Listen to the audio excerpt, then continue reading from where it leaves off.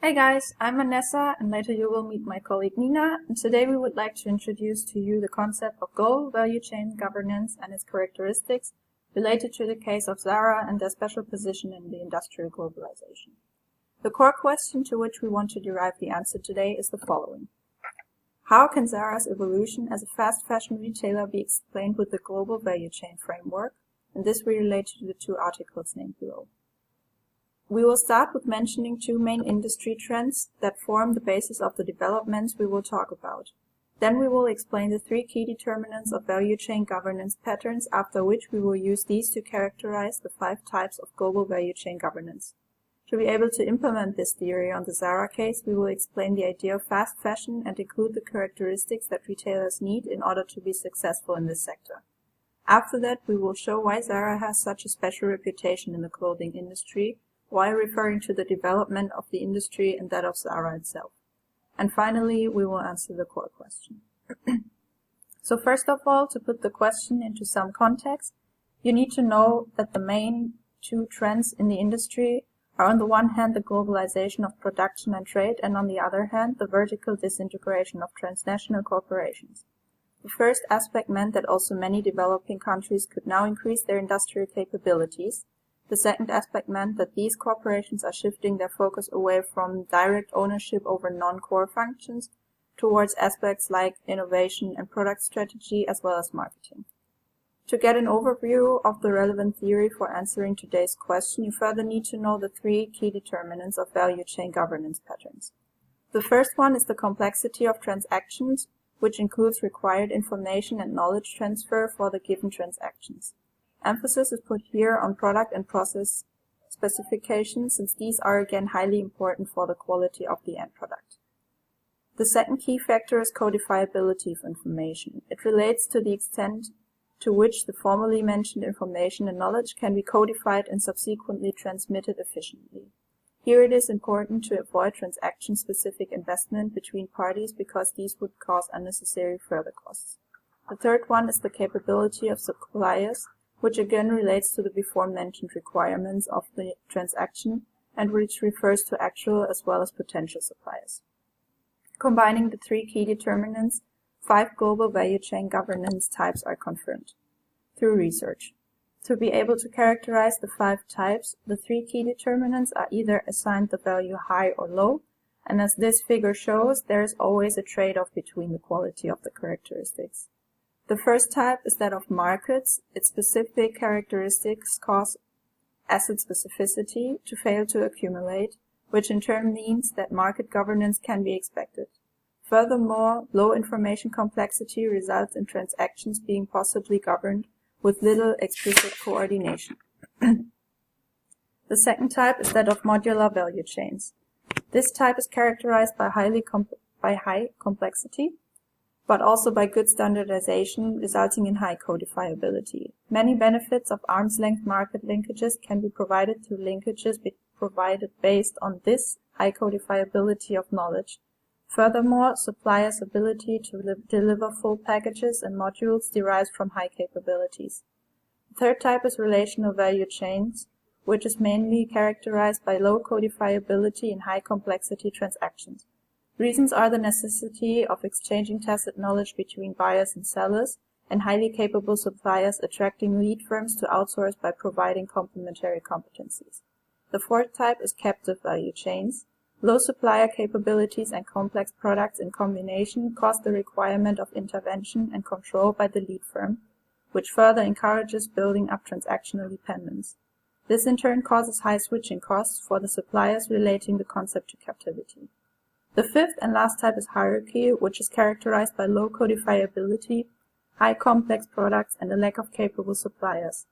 This causes the necessity to produce in-house, leading to an urgent need of frequent and dense communication among departments.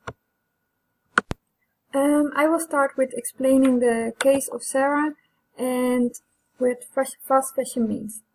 With fast fashion is meant retailers who do not directly invest in design or offer consumers seasonal collection, but are retailers who are inspired by attractive and promising trends which are, for example, spotted at a fashion show. Retailers transform these trends into products that can be put on the market almost immediately. There are several characteristic fast fashion requires which I will shortly elaborate on now. Retailers have a rapid increasing number of stores worldwide in order to reach customers around the globe. There is the need to connect customer demands with the upstream operation of design, procurement, production and distribution. By doing this, are retailers able to develop an information infrastructure. Short development cycles, rapid prototyping, small batches and a variety are required so that customers are offered the latest design in limited quantities that ensures a sort of exclusivity. A fast and highly responsive supply chain is needed to make sure that the deliveries are sufficiently frequent. Good stock performance is required because their success is measured by stock performance. Zara is a pioneer of fast fashion and known for its flexibility and speed. Zara has the reputation of being one of the exceptions to globalization. Unlike other retailers, Zara did not network with suppliers, but the production would remain in the industrialized core. Other retailers did outsource manufacturing jobs, but Zara decided to keep its production in Spain and Portugal. This enabled them to be highly flexible and maximize the speed and responsiveness which is required in fast fashion industry. However, the fashion industry changed and its value chain governance developed over the years. Zara had to keep up with these changes, and now I will compare how Zara and the fashion industry developed over the year. Zara was a latecomer to the market and had the advantage of harnessing the latest information technology. Zara was able to keep the production in Portugal and did not, unlike others, outsource to cheaper countries. Zara was able to do this due to the low unit labor cost in Portugal and Spain.